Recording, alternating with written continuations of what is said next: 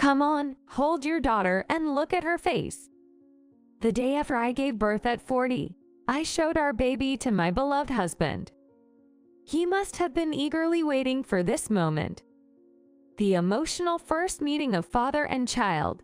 What reaction would he show? I thought as I looked at his face.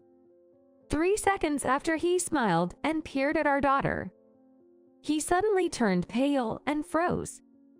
I had thought he would be overjoyed, with a bright face and tearful eyes. Puzzled, I asked him, "What's up? Something wrong?" No, nothing. Who could have predicted the tumultuous events that would follow? My name is Karen Carpenter.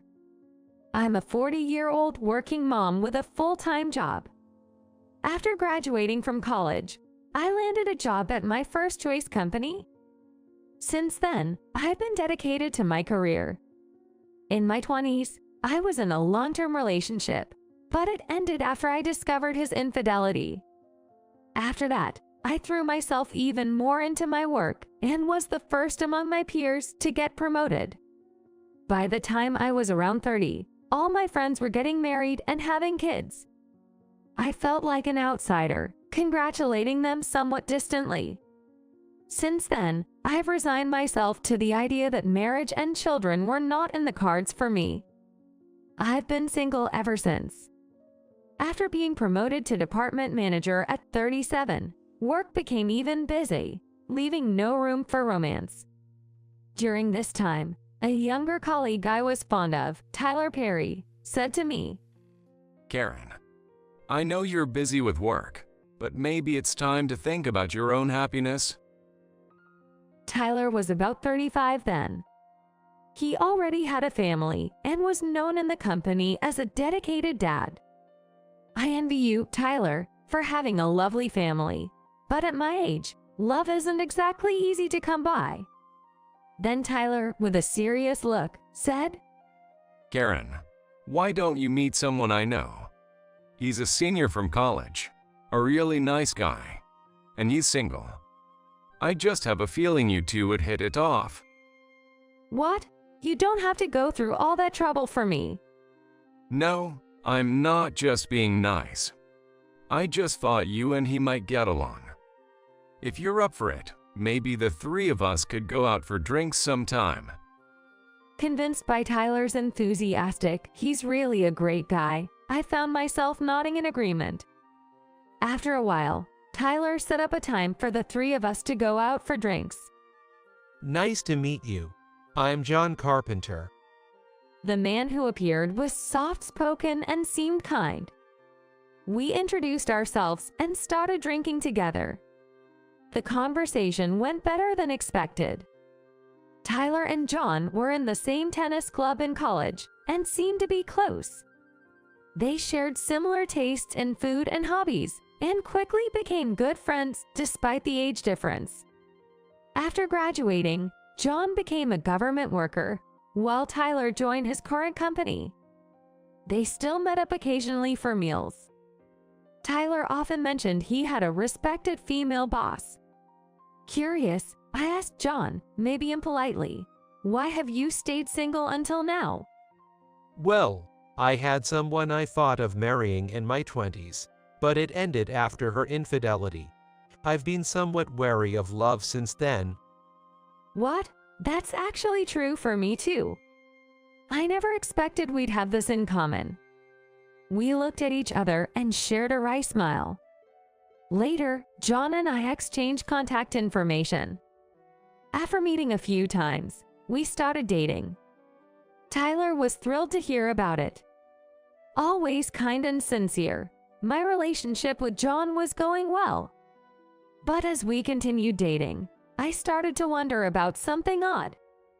After a while, when we were driving together, John suddenly said, "Let's avoid this road," and turn back. Or at a hotel on a trip, he'd say, "We can't stay in this room."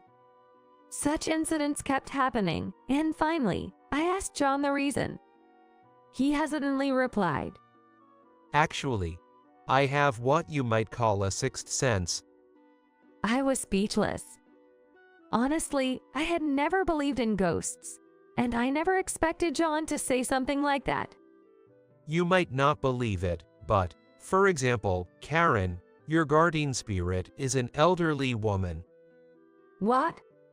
She has a mole under her left eye and shoulder-length hair, and she's wearing a purple cardigan. I gasped. That was exactly how my maternal grandmother, who passed away when I was in high school, looked. She often wore a purple cardigan I had given her. Since then, I believed what John said. There were times when he would touch my shoulder, whisper something, and suddenly my shoulder would feel lighter, a mysterious experience. It seemed true that he had a sixth sense. His psychic ability didn't change how I felt about him. Our relationship smoothly continued, and after a year and a half, he proposed. I happily accepted, and we got married. We didn't have a wedding, but we threw a small party with friends. Tyler, who attended, cried with joy for our marriage, filling us with happiness. I can't thank Tyler enough for introducing me to John. A peaceful life with John began, but 6 months later, something unexpected happened. I found out I was pregnant. At 39, I never thought natural pregnancy was possible, and it was a complete shock. When I told John, he too was surprised but genuinely delighted. I never imagined I'd become a father. This is the happiest thing ever. John, I'll do my best. Let's build a happy family with this child. Of course, Karen, I'll support you in every way, so don't hesitate to rely on me. When we announced the pregnancy to my parents and in-laws, both were overjoyed. Especially John's parents, who blessed us with tears. True to their nature, my in-laws are wonderful people. Given the high-risk pregnancy, we were particularly careful in the early stages, but the baby developed well. John took great care of me, helping me through the difficult periods of morning sickness. Around 6 months into the pregnancy, when my belly began to show, Tyler at work told me he needed bereavement leave because his mother had passed away. While I was shocked, I agreed and showed concern for him, but he stoically said, "I'm okay." John and I decided to attend the funeral to express our condolences. Tyler, I wonder if he's all right. I don't know. He was raised by a single mother, right? We need to be there to support him. At the funeral home, a portrait of Tyler's mother, with a gentle smile, was displayed. After offering our condolences to Tyler, he tearfully thanked us sincerely. John, Karen, thank you for coming. Tyler then carried on admirably as the next of kin. After witnessing this, John and I left the venue. That night, we went to sleep worried about Tyler. Meanwhile, my pregnancy was going smoothly, the baby was healthy, and the due date was drawing near. 1 week before the due date, John had to go on a rare overnight business trip. It's probably not time yet, so it should be fine. I reassured a worried John as he left, but astonishingly, I went into labor that afternoon. However, with the wisdom of age, I managed to stay calm. After messaging John, I took a taxi to the hospital. Upon arrival, labor was progressing faster than expected, and I was quickly moved to the delivery room. I wished John could be with me, but there was no time for that now. I focused on giving birth, enduring the intense pain. Finally, our baby was born safely. It was a girl. I called her the name John and I had discussed. "Welcome, little Shelley." I checked my phone again late at night. My husband had noticed my messages around 8 p.m., and there were loads of missed calls and messages from him. When I called, John answered immediately. "She's born a healthy girl." Upon hearing this, he sighed with relief. I'm sorry I couldn't be there for the birth. I'll be back first thing in the morning. "Okay, I'll be waiting." After the call, exhausted, I fell asleep. The next morning, while I was in the hospital room with the baby, John rushed in. Karen, you did great. Where's our baby? Right here. Come on, hold Shelly. I showed him our sleeping daughter. The emotional first meeting of father and child. I wondered what reaction he would show. I watched his face as he smiled and looked at our daughter. 3 seconds later, his face turned pale and he froze. I had expected him to be overjoyed, with a bright face and teary eyes. Curious, I asked my husband, "What's wrong?" Nothing. John said nothing, still shaken. "Talk to me, please." When I pressed him, he bluntly announced, I'm going home. "What? You're not going to hold Shelly or take pictures?" I can't. Bye. John actually left. Holding Shelly, I was left dumbfounded. To act like that in front of our child, what on earth? I felt suspicious of John. But before that, I had to take care of the baby. John didn't show his face at the hospital until discharge, and he kept ignoring my messages. On the day of discharge, I took a taxi home, and John was there. Hey, ignoring me and not showing up even once. What's the meaning of this? Without even glancing at the baby, he retorted, What are you talking about? You betrayed me, giving birth to another man's child. "What?" I could feel my blood boiling. "What are you talking about? Don't be ridiculous." Of course, I hadn't cheated, and Shelly was definitely John's child. But John, with a murky look, glared at me and said something even more shocking. That child, she's Tyler's, isn't she? What? Why would Tyler's name come up? He's married and just a colleague at work. Then why is Tyler's mother the guardian spirit of this child? What? According to John, Shelly has had a guardian spirit watching over her since birth, who looks just like the portrait of Tyler's mother we saw at the funeral. John was serious. He didn't seem to be lying.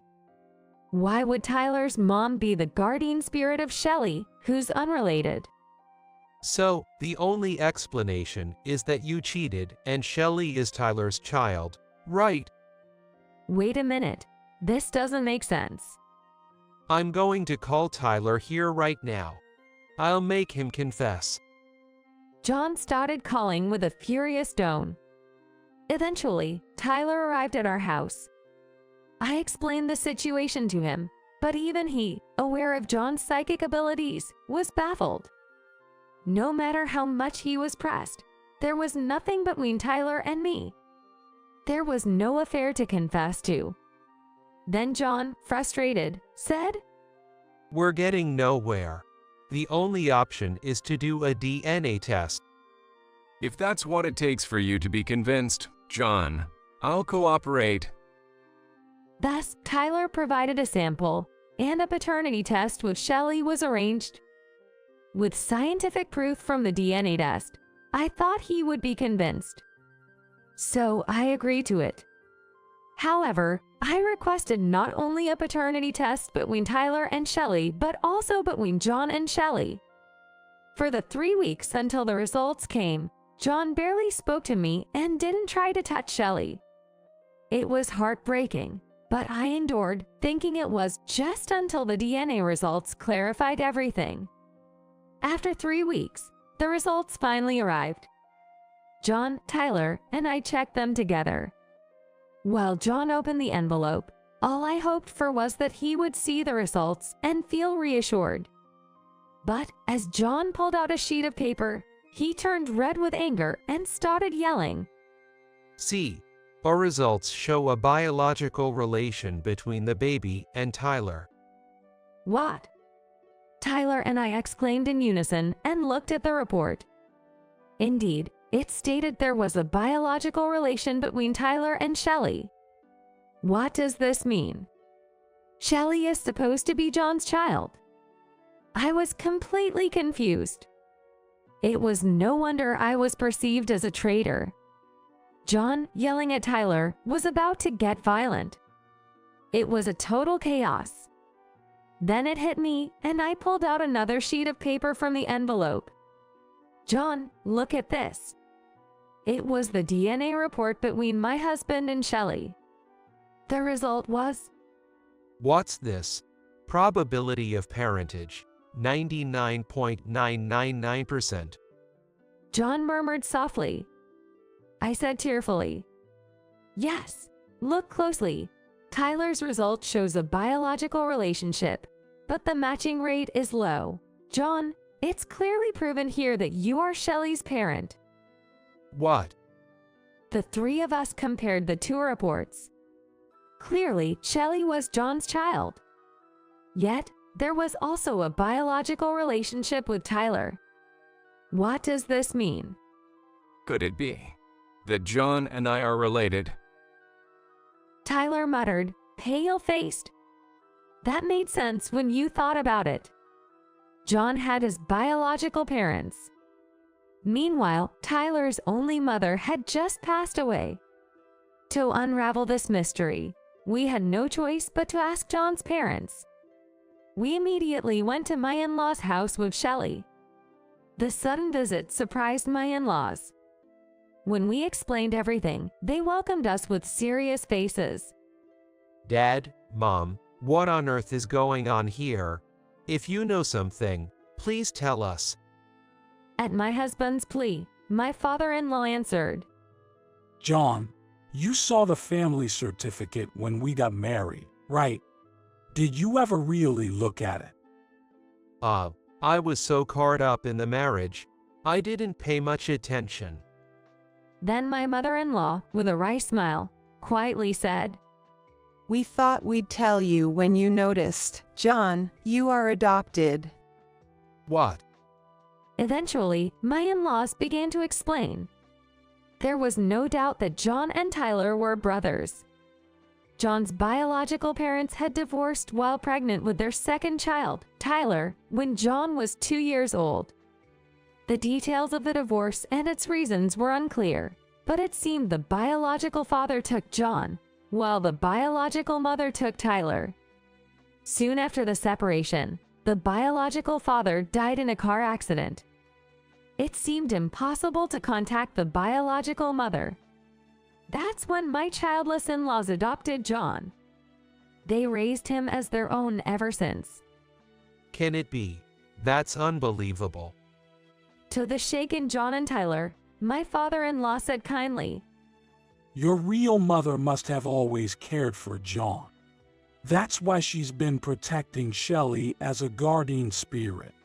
Her love is genuine. Then my mother-in-law added, But John, we have loved you as our own child all the same. That's the truth. We're really sorry for keeping this silent. Dad, Mom. John started to cry, embracing his adoptive parents. Tyler and I watched, holding back our tears.